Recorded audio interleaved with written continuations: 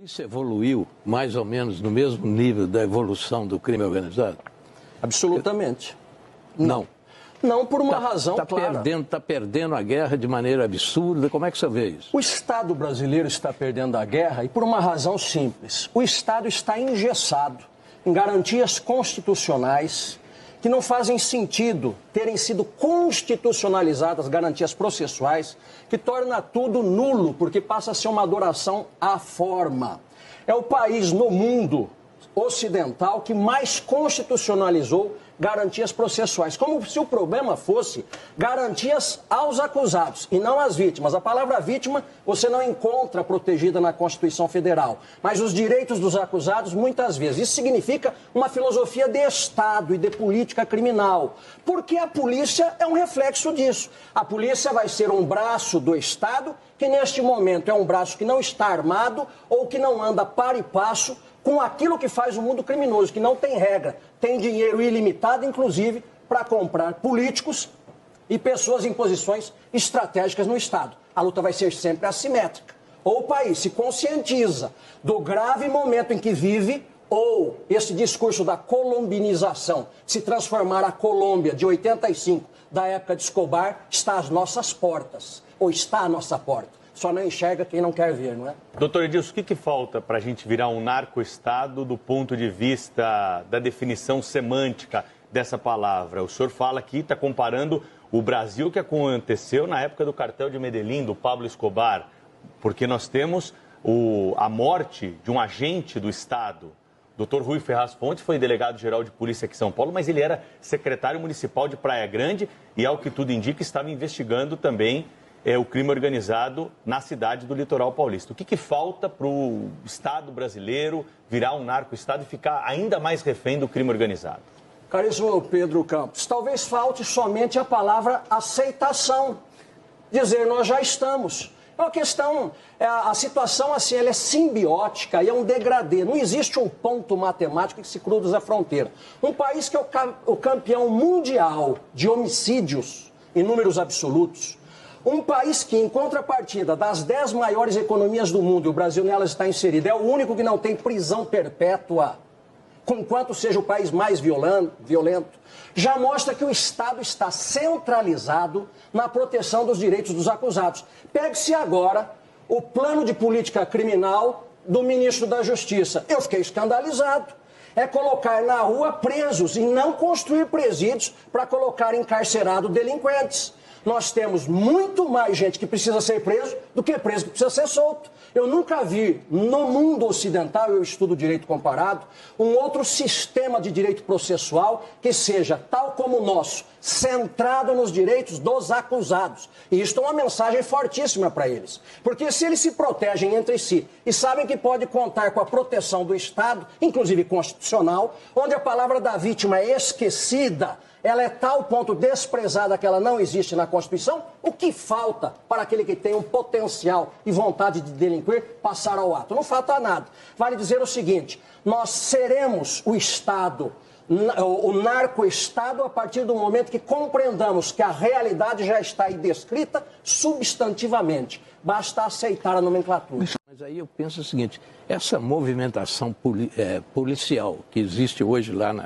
na região, isso não interessa ao PCC. De modo algum. Ele precisa de sossego para poder cometer os crimes dele naquela continuidade agora econômica. Então, foi a vingança que levou a isso? Não sei.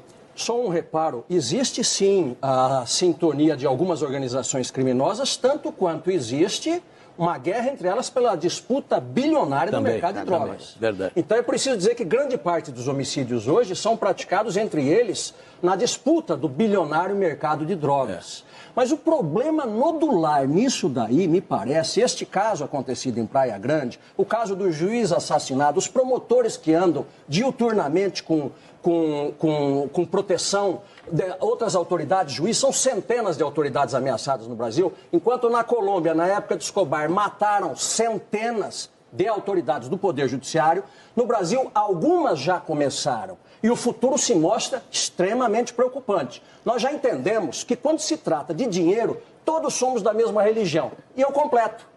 Quando se trata da integridade física e da vida, todos são. Prova disso. Não foi recentemente que o próprio Supremo, os seus 11 ministros, ao se virem acuados, ameaçados, passaram a dar interpretações mais flexíveis para as regras que outrora se vergavam o chamado direito garantista, porque entenderam eles próprios que estavam expostos. É preciso, cada um dos Supremos, cada um dos ministros de cortes superiores, cada um dos políticos que saibam que 210, 215 milhões de brasileiros não têm guarda-costas todos os dias. E todos nós somos um pequeno ministro do Supremo ameaçado pela realidade que bate às nossas portas e que nós não podemos sequer contar com a mínima proteção do Estado. Porque a norma-mãe, chamada Constituição Federal, esqueceu-se das vítimas, dos direitos das vítimas potenciais. De 88, da chamada Constituição Cidadã, até hoje, são aproximadamente 150 emendas constitucionais aprovadas. Para orçamento, para previdência, tributário, para tudo. Não tem uma só emenda aprovada para o combate das organizações criminosas que coloca em risco a existência da própria República. Isso é sério ou não é sério? Mas para colocar isso na Constituição Federal, falta lei para combater toda essa criminalidade que nós estamos tratando aqui? E emendo a pergunta, tem uma tese hoje sendo discutida de enquadramento de terrorismo para isso que é praticado. O senhor concorda? Absolutamente. A Colômbia o faz assim. Os Estados Unidos, os países que perceberam a seriedade do drama, o fazem assim. E a minha preocupação, caríssimo Mitre, caríssimos participantes da banca, é muito séria. Porque enquanto nós reclamamos uma política contensora das organizações criminosas, da criminalidade avassaladora que toma conta deste país, o Plano Nacional de Política Criminal do governo, portanto, oficial para 2024 a 2027, eu anotei aqui, critica a política repressiva e encarceradora, com endurecimento da legislação penal, criminalização de grupos sociais e maior utilização da prisão. O que pretende o governo? Desprisonização.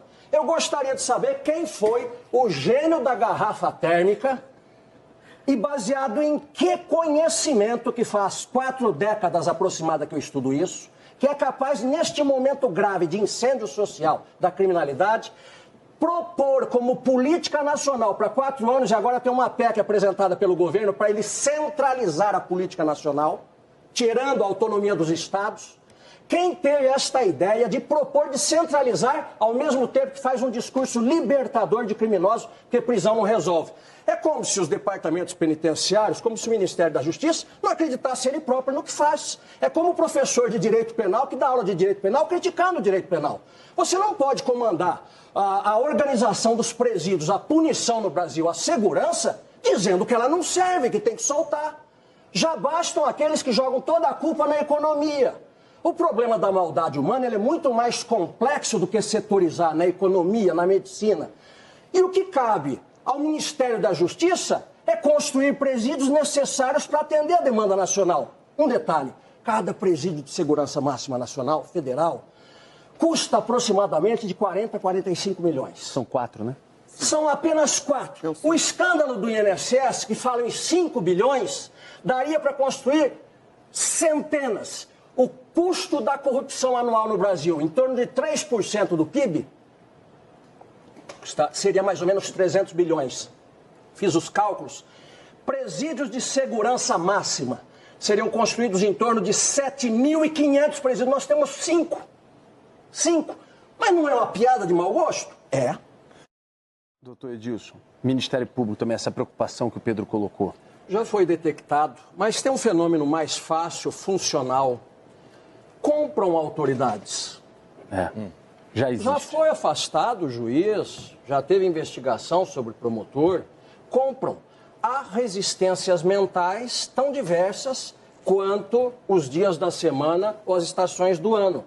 Alguns não resistem a um determinado valor, outros se dobram, independente da função, do cargo, da profissão.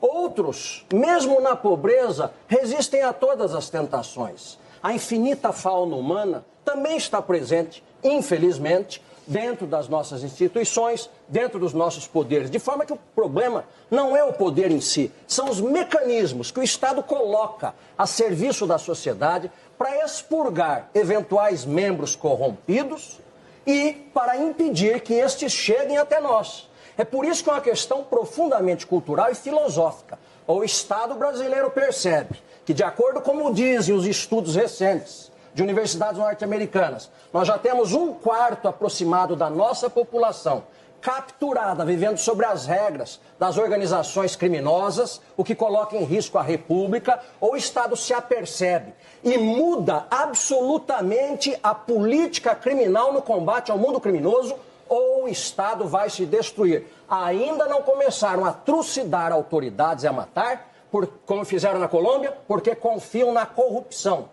A corrupção no Brasil é tão forte que permite a eles que aquele que os recursos legais não permitir a soltura, tal, a corrupção ajuda as organizações criminosas. Então ela está entranhada no sistema, ela é uma realidade e nós precisamos, diante de um mal tão grave, combater com medidas sérias e não com medidas cosméticas, dizendo de superlotação carcerária. Está faltando é presídio. Não é? E tem dinheiro para presídio, tem até para corrupção. Então a questão é de vontade política criminal. Se o Estado brasileiro e os seus governantes entenderem a necessidade de um povo e colocarem o seu ouvido no coração do cidadão que trabalha, do cidadão trabalhador, vai dar uma política criminal bem diversa desta que ele está dando e prometendo continuar dando. Ou pena de nós desaparecermos.